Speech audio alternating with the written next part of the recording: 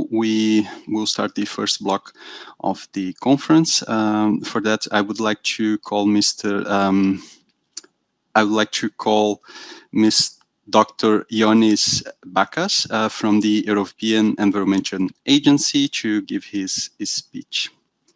Please, Ioannis.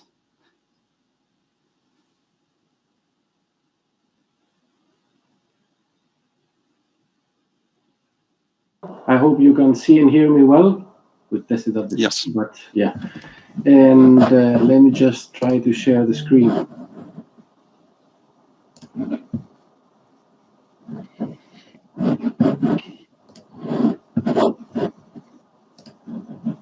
Okay, I hope you can see the presentation full screen now. I can see. To let you know, I can't see any of you now. I'm only looking at the presentation. So just interrupt me if there's any problem, technical or not, yeah? With that, I would first like, of course, to thank you. Thanks a lot for inviting the EEA, the European Environment Agency, to take part in this regional conference, and also that you give us the opportunity to share our views on the circular economy as a transformational agenda. And this is mainly the topic of this presentation today, of course, complemented by some reflections from the EEA on monitoring this transition to the circular economy.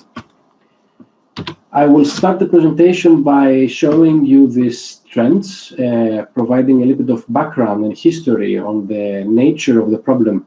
This trends is what we normally call the Great Acceleration. So for the past century or so, we could see that the socioeconomic trends, and also as these are reflected to the environmental trends, they have been going through a tremendous increase in all of their indicators.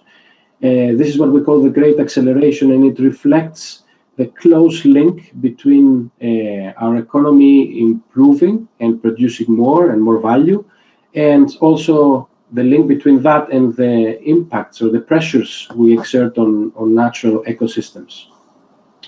By acknowledging this link, it is becoming obvious that if we are to continue with a current economic model, the linear one, which is based on extracting resources from the ground, making products for consumption, using those and then throwing them away when they reach their end of life without the possibility of getting value out of them.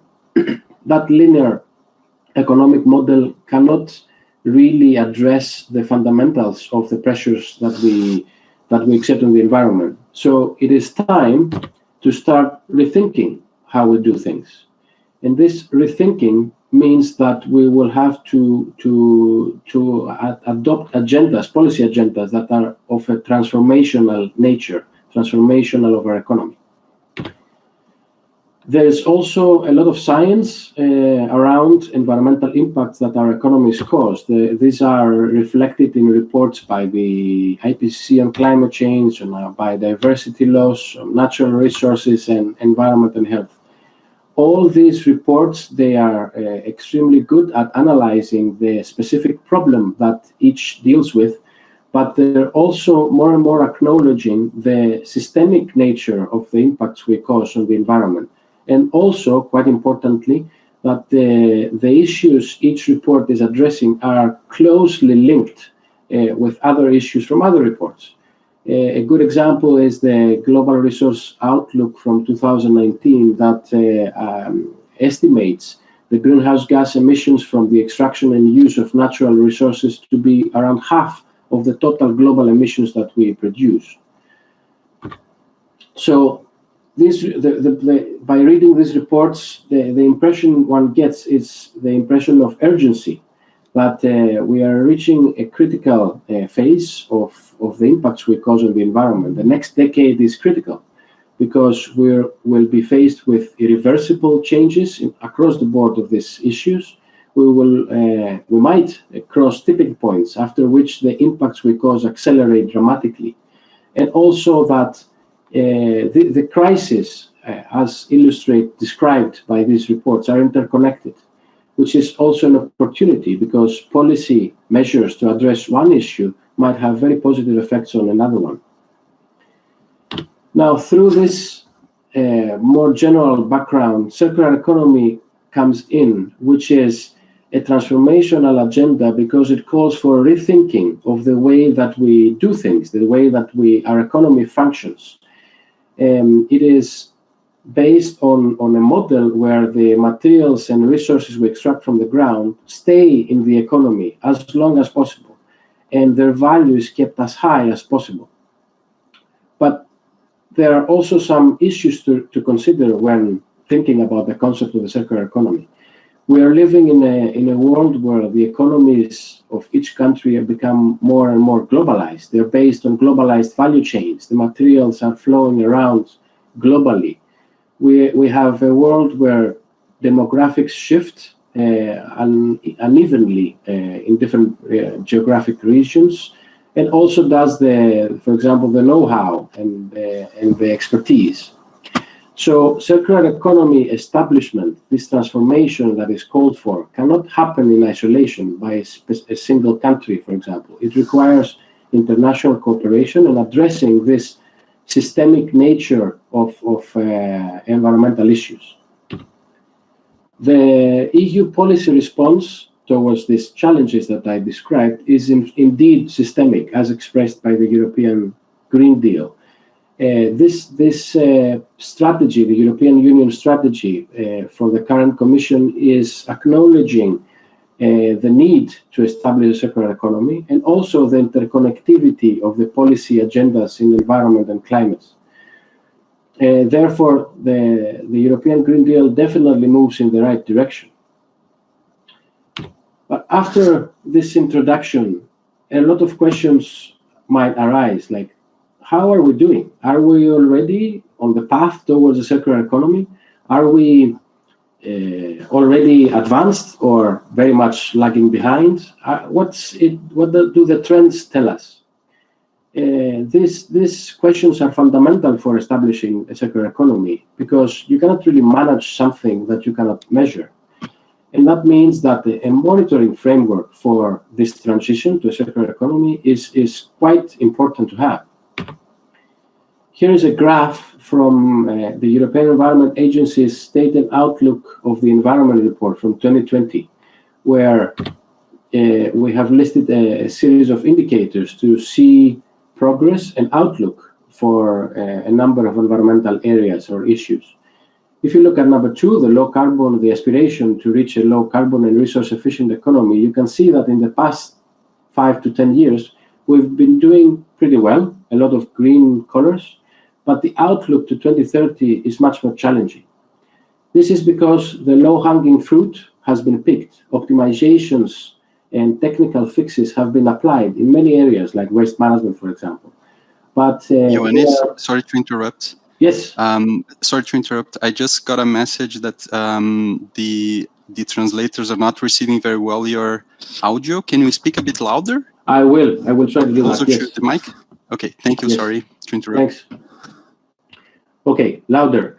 Yes, so the low-hanging fruit in the past has been picked for circular economy, but the outlook to 2030 is much more challenging because technical fixes and quick fixes are no longer doing the trick. We have to really transform the way that we do things and become more circular.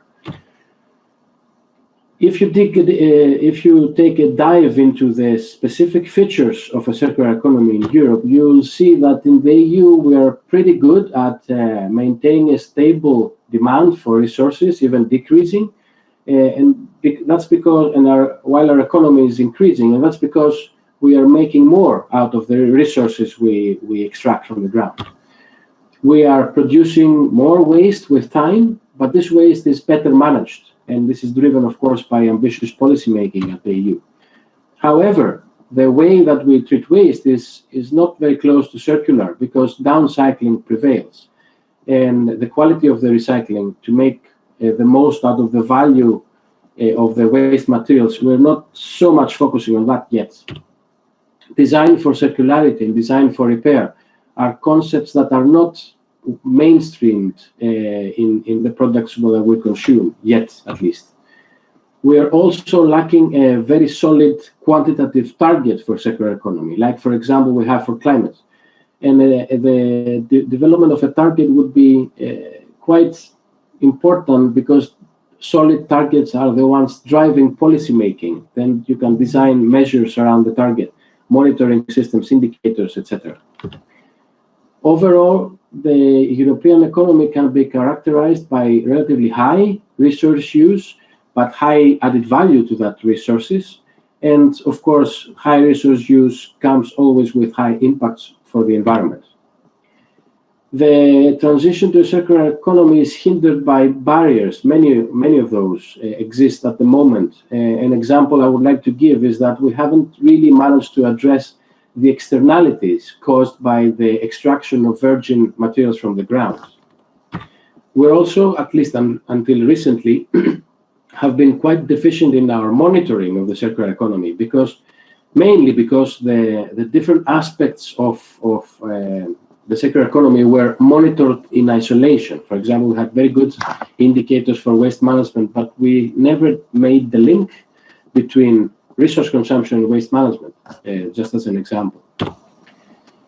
The progress towards the circular economy can be captured by this circular material use rate published by Eurostat. This is a percentage that reflects the part of the resources that we consume that originates from secondary sources like waste. Currently, this percentage sits at 12% for all types or groups of materials that we use, which is quite low. And as you can see in the diagram, the progress so far has been quite slow. But if you turn this around, that means that we have a very high potential for actually improving and increasing this percentage in the future. If you would like to know more about how this percentage is calculated, a closer look at different material groups would help. So the thickness of the arrows here represents quantities. And you can see that we're consuming quite a lot of materials and using those, but also stockpiling the material in our economies. That means that the waste generation compared to the consumption of materials is quite low, and recycling, even if all waste was recycled, then that recycled material would not be enough to cover our needs for resources. That's mainly because of the stock. Here I have another graph for biomass and non-metallic minerals, but the narrative is pretty similar to the graphs I showed you before. Regarding the monitoring of this progress, though, we had a breakthrough by the establishment by Eurostat of this circular economy monitoring framework, where exactly that fundamental systemic issue of monitoring, that different aspects of circular economy were treated or monitored in isolation, this had been solved. So Eurostat put together indicators in different parts of the life cycle of products, like production and consumption, waste management, the uptake of secondary raw materials, and also overall competitiveness and innovation with respect to circular economy, of course. This monitoring framework is the first time that all these indicators are put together, creating a common narrative, a common story that tries to monitor progress towards the circular economy as a whole. And it has been a great effort, a very robust framework, as it is based on officially reported data. The material cycle is well understood, and the links are made between the different life cycle stages. The waste aspects are very well covered, and a nice macro view is achieved. All indicators included in the monitoring framework are extremely robust, and they're RACER compliant. However, there are some drawbacks in this monitoring framework. These drawbacks are mainly because of the lack of data. So, for example, we have a lack of full implementation because we cannot feed all of these very nice indicators with data. We don't have them. Again, because of that, some particular aspects of the circular economy, like eco-design or the uptake of new circular business models, is not reflected very well. This could be said in general for the inner circles of the circular economy. They're not monitored very well by the existing monitoring framework. We also don't have information, we don't have data on the hazardous substances in the products we use. And this makes it difficult to monitor the transition to clean material cycles, one of the fundamental objectives of the circular economy. Waste aspects are only covered as material flows. That means that emphasis is not captured for the quality of recycling. And that is also an objective of circular economy, to maintain the value of the waste as high as possible. So the European Environment Agency is trying to complement efforts done by Eurostat and others in the monitoring of the circular economy. We started off by engaging in a process together with the Italian Environment Agency, ISPRA, in developing the so-called Bellagio principles. And these principles should underpin any monitoring effort for the circular economy, regardless of where it happens. They're generic principles that try to set the ground for developing a framework. Like, for example, that the indicators chosen should really focus on the transition or the transformation of the economy needed. We are also trying to follow up and complement the work done by Eurostat by trying to provide knowledge and also information and data regarding the monitoring of circular economy. We're engaging in building coalitions with others that work in the same area, like countries or Eurostat themselves, or UNECE and OECD, as it was mentioned also before. We're trying to look at alternative data sources, like, for example, data included in product passports. Perhaps there's an opportunity there to complement what the official statistics do not cover at the moment. Pilot the use of novel data sources and illustrate those in an experimental dashboard. That's also something we're working on at the moment. We're also trying to deliver our messages, and all these monitoring efforts that we're trying to do will be included in a planned report we have for 2023 that will reflect on the state and outlook of the circular economy in Europe. So a lot of work ahead for the EEA, but also for everyone in general working on monitoring of the circular economy. It's a relatively new field and very exciting. And with that, this is my last slide, and I would like to finish my presentation here. I hope it was clear, and of course, I'm very happy to receive any questions there might be. Thank you. Thank you, Ioannis. Can you maybe stop sharing your screen? Thank you. It was indeed a very interesting presentation. I would like to open the floor to the participants to make any questions, either by chat or by asking to speak, if we have any. If not, I have a few. Okay, I will, just because of time, maybe we have time for one or two questions. So initially, I was thinking this last slide that you showed about the Bellagio principles. It's a very interesting, great effort, I think, for great cohesion and consistency in measuring circular economy, at least in the sense of choosing indicators and setting up a platform or scoreboard. Could you give some examples of nations and regions that are already using this, the Bellagio principles, or even have the intention to do so? Yes, this is a quite new framework or guidance in a way. So it hasn't been uptaken yet, at least to my knowledge, by countries. But I know that it is considered in the working groups established by UNECE and also the OECD. So efforts that are now beginning at the international scale are going to be based on the Bellagio principles. And I think it is a useful way of harmonizing efforts across the board from the different entities that work on monitoring of circular economy.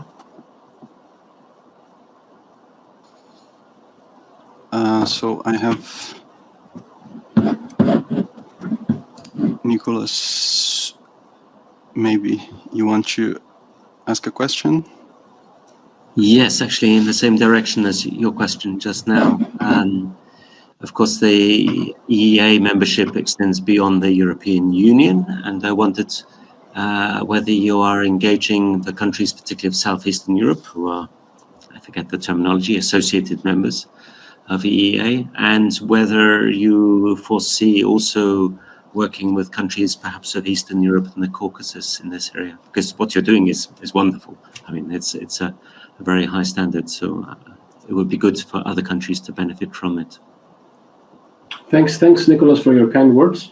We have a history of cooperating with the Western Balkan region, and we have been engaged in projects with them. We have a very excellent cooperation, I think. So far, it has been mainly focusing on waste management aspects, but there are plans in the future, in 2023, I think, and onwards, to work on the circular economy at large. So yes, we have, this is a formalized cooperation that we have with the Western Balkan region. To my knowledge, we don't have a similar exercise for Eastern Europe that you're referring to, but of course, we're very happy to engage in processes there. Yeah, we're very open, of course, to help and cooperate. Yeah. Thank you. I have a question from Irma Kirkuliani. Which data or indicators on waste can be useful for circular economy strategy planning? Yes, the circular economy monitoring framework from Eurostat uses a lot of data, because waste data at EU level are quite detailed and very robust. A lot of this is used, for example, food waste generation, recycling of specific waste streams like WEEE, etc. And that's all included in the monitoring framework. What I think is important is that we cannot treat waste data and waste indicators in isolation. We should always try to make the link between, for example, just as an example, how much of that recycling it manages to fulfill our need for new resources, and try to tell the story of the circular economy, not of waste management in isolation. Of course, that's important, but it doesn't serve the purpose of what we're discussing here today. Yeah? So waste management indicators in the circular economy monitoring context should always go beyond just understanding what's going on after the products have become waste. Yeah. Thank you, Ioannis. It was indeed a very nice presentation, and these final remarks that you gave, I completely agree with you.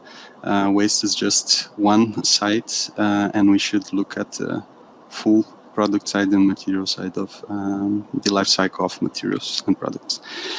So thank you very much for your presentation. Thank you. I would like now to call Ms. Monja Korter from the ISO Technical Committee 323, that is about circular economy, to give her speech. Welcome, Monja.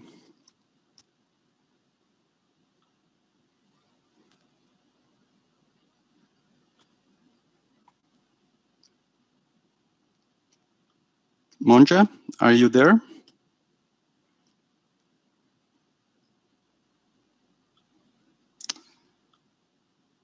Maybe we're having some issues with her. No, she's here. Okay. Yes, so I requested to speak, but it just took a second for it to come through. Okay. Sorry. So, hi, everyone. My name is Monja Korter, and Ksenia, can you please share the presentation? Yes, in just a second, I will do this.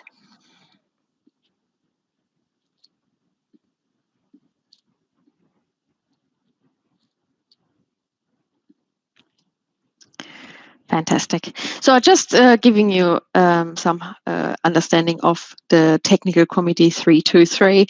So my name is Monja Korter. I'm the Technical Program Manager for TC 323. I work for ISO.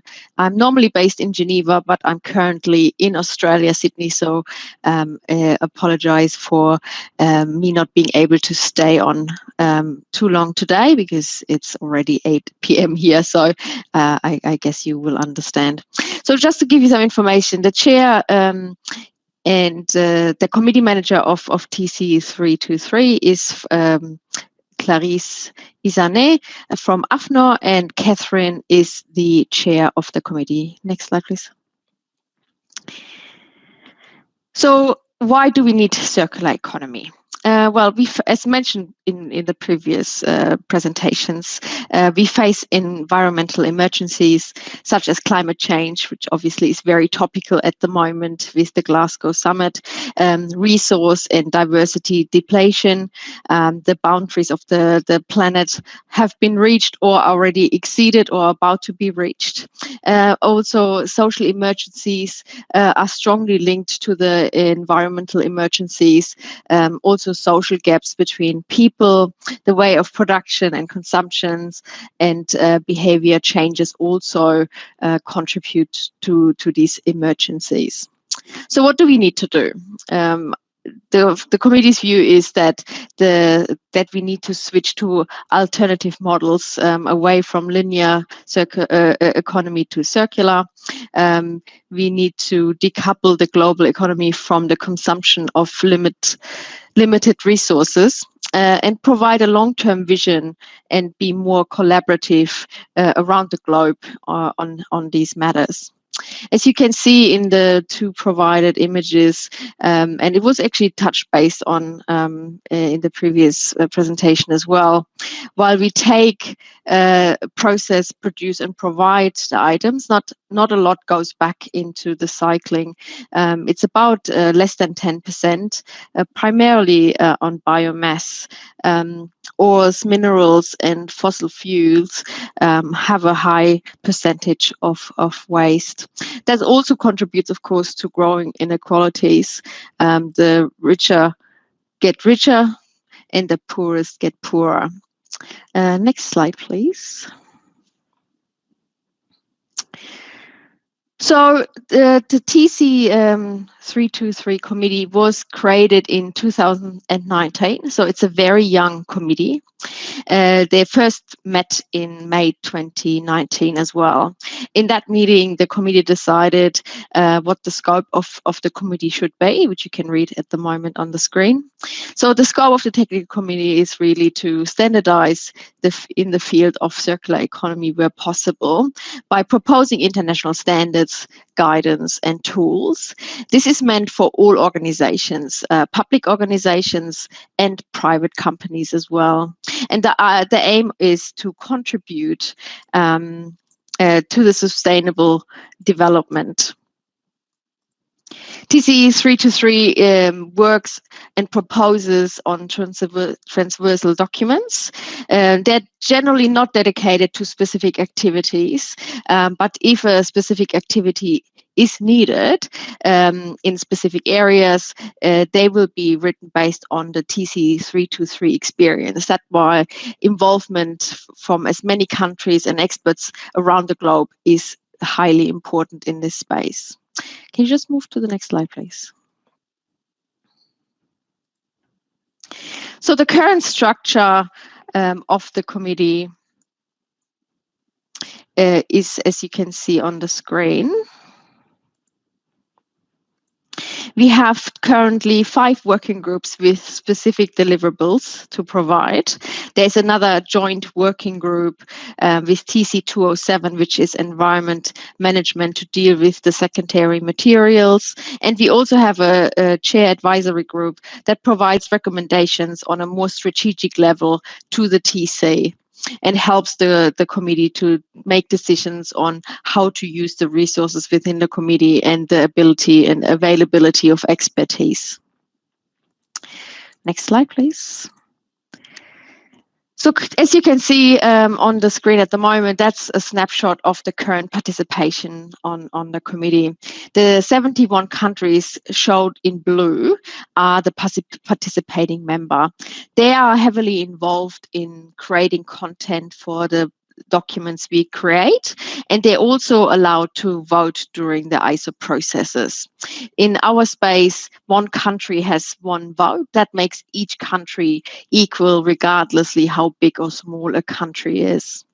The 14 countries you see currently in orange, they are observing members. They are also involved in writing the standard, providing content and expertise, but they are not allowed to vote during the process because obviously they are observers.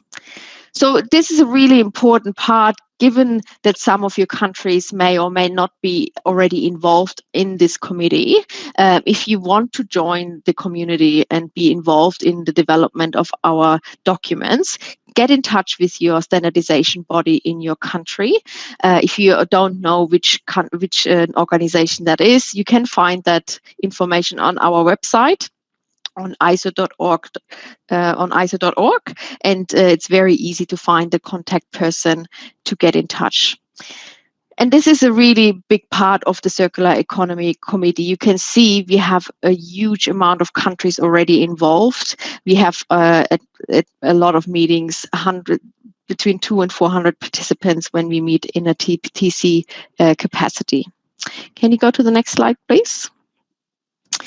So to further show you how many countries, organizations and committees are involved with TC 323, in this snapshot, you see all the liaisons we are currently working with that have established a liaison. So if there's an organization listening today, you can request to be creating a liaison with the committee.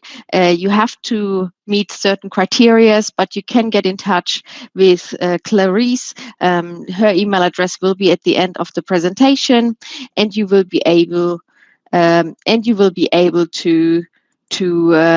get in touch and check your criteria if you meet those. On the other side, you see all the other committees in the committee, ISO committee workspace, which are interested in our work, and we are working with closely. Just to give you some ideas, especially TEC 207, which is obviously very important, environmental management, but other committees like paper, board and pulps, aircraft and space vehicles, we have very close relationships, and we're working on a relationship with food loss and waste as well. Next slide, please. So TC 323 really tries to contribute to find an answer to our collective emergencies by proposing an alternative. We are looking at environmental emergencies, mainly resource depletion, waste generation, climate change, and obviously biodiversity losses. With the social emergencies, which are closely linked to the environmental emergencies, such as resource access and obviously social inequalities. We try to develop a new mindset through collaboration, more partnership along the value chain, and create some new valuable networks as well. We try to develop concrete, operational, pragmatic documents as far as that is possible for all types of users. That really includes small and medium enterprises from all around the world. So that's why we apply collaboration within our management with 2 countries per working group. I will show you in a slide coming up why we do this and why this is so important to us. We consider opportunities, and not only for one, such as integrate systematically eco-design when manage your product, service, and solutions, consider waste as a resource as far as possible to reinforce material valorization, promote collaboration and partnership, integrate long-term vision, where we try to balance the economic, financial results and indicators with environmental and social indicators to our mindset for a better future. Next slide. So, because of these emergencies we're trying to address, the TC 323 decided to propose a package to better understand and implement circular economy, as the committee found that there was a need to do so. As you can see at the moment, the 4 main international standards we're currently developing is ISO 59004, This one was created to provide needed definitions, principles, and a framework for implementation, which obviously help to address areas and identify areas of action. The lead here is Brazil and France. And you will see throughout all the documents and the different working groups we always try to have two different countries that one is leading and one is supporting. With ISO 59010, it's really more to transition from a linear to a circular economy business model and to help organizations to implement a new business model. The lead here is Japan, and Rwanda is supporting. In ISO 59020, it's about to measure if you're really actually circular, which sets of indicators you can use, which data are you using, which framework are you using. That is included in the document, and that work is led by the Netherlands. In 5940, the focus on products and along the value chain is here the focus, and provide circularity on that level. The lead here is Luxembourg and supported by China. You can also see we have technical reports under development. They are working on feedback and additional information to understand what already has been done under documents 5931 and which are in 5031 and 5902. These are performance-based approaches and provide a review of business model implementation. And this review was done to feed into the work of 59010. And also a standard on secondary material is also under development, which is led by Switzerland and worked with Mauritius. They are proposing guidelines to manage them, including some recommendations for traceability. Mainly a focus is here on waste. So you can see with the countries who lead and who support, we have tried to include as many countries as possible from a developed point of view, and from a country that needs further support. Can you go to the next slide, please?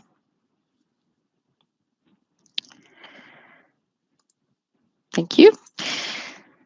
So the definition of circular economy was drafted actually and finalized this year.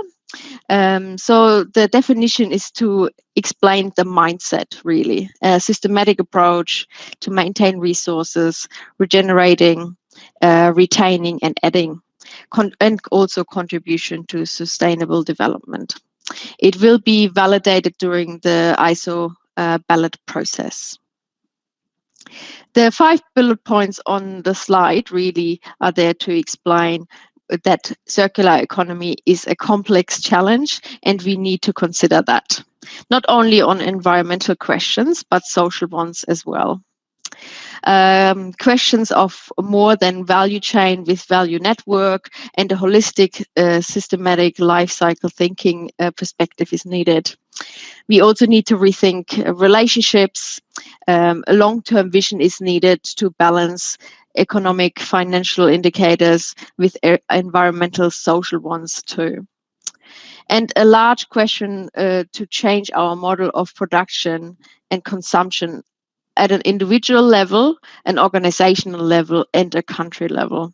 Obviously, my generation and the younger generations are quite wasteful these days because they had never had to live a different way. So it will take some time to change that. Next slide, please. So this is really just to give you an indication of the current publication dates. Obviously, ISO processes are quite rigorous, so we have to go through several steps to ensure we have a robust process. This is really just for your information. There's several votes throughout the process. There is a vote on the committee level where the technical experts have a chance to gather comments from their countries that will then be reviewed by the committee and implemented into the document.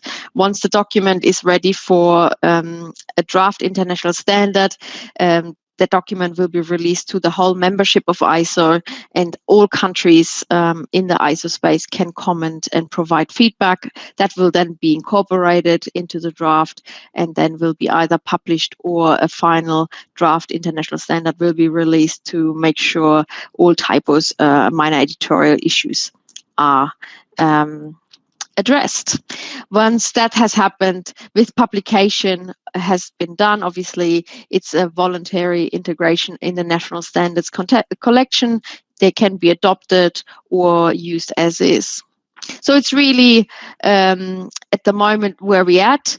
The ballot periods have not started yet. The first one will be between December 2021 and February 2022. But it's exciting time, because if you want to get involved, now is a really good time to do so. So you will be able to see the documents. The next slide. So do not hesitate to join the committee. Get in touch with your standardization body. As I said, you can find that on the ISO website. Feel free to contact the committee manager, Clarice, or the chair for additional information. I should add at this point, I recently just took over the committee, so I may not be able to give you in-depth information on content questions, but certainly I can answer any questions about processes. And that's the end of the presentation. So feel free to ask any questions. Thank you, Monja. Thank you very much for your nice presentation. I'm happy to know that you are in Australia, so I'm not the only one at night. I'm in New Zealand. There you go. Yes, so it's a night shift for me. I have a question here from Nick. This is an impressive range of products, and thanks for the definition. Will ISO support national standardization authorities in building awareness and capacity in their use? So we have a capacity building program where we primarily work with developing countries to help them and work with their national bodies. Not necessarily specific about circular economy, but we are heavily involved with circular economy in their spaces. And hopefully these programs also help to have strategic plans for the national bodies, or help them develop these plans to actually implement that in their countries. Okay, thank you. Also, maybe this is as you said, you're just trying the committee, but maybe this might be a more content-wise question. But I was wondering, from the definition, which is very, very nice, that you already provide, it seemed it's clear that regenerating, retaining, and adding value, it's very important. And in this sense, I underline the word value. So, do you think there is some more to come on the definition of this value? What is the value in this case? Well, that's certainly feedback I can take back. You know, these type of scope and definitions take a lot of time to be developed. We have 80 countries involved. At a meeting are 200 or more people involved. So coming to an agreement is not always easy. So this is the best they have come up with so far, but it's not set in stone. So this is a very young committee. It's only been in place for 2 years now. So it's extremely young and has actually achieved quite a lot in a very short time. So there's certainly room to improve both the scope and those definitions. And we value every feedback. If you believe something is missing, please send it through to Clarice, and we can certainly bring this to the committee's attention. Okay, thank you. We have another question from Theo Herken. When do you choose to develop TR instead of standard? That's a really good question. So a TR is usually a informative document. So for you to better understand, a standard or a technical specification has normative content. So it has requirements, which we indicate with a shall, and it has recommendations, which are also normative, but are indicated with a should. That's the basic format of a standard and a technical specification. A TR is really just giving you additional information, state-of-the-art snapshots, data that is available that underpins or supports a standard, survey information. If a survey has been taken in a number of countries about circular economy, that's something we would publish as a TR. Okay, thank you. So I don't know if we have more questions. I think also there's a comment from Michael Nagy from Ioannis. This, I think it was about my comment on value. Our Ioannis task force on measuring circular economy has applied for a liaison partnership with ISO to get engaged in this work and to align our products as far as possible. Yes, and it's already on my table, so I'm working on that. Okay, nice. Okay, I don't know if we have more questions. Please feel free, if anything comes up, especially more related to content, send any questions to Gustavo. And Gustavo, please send it to me and I can forward it to Catherine and we can put together a response with more in-depth information, especially if it's about specific content. Okay, thank you very much. Maybe I have something here.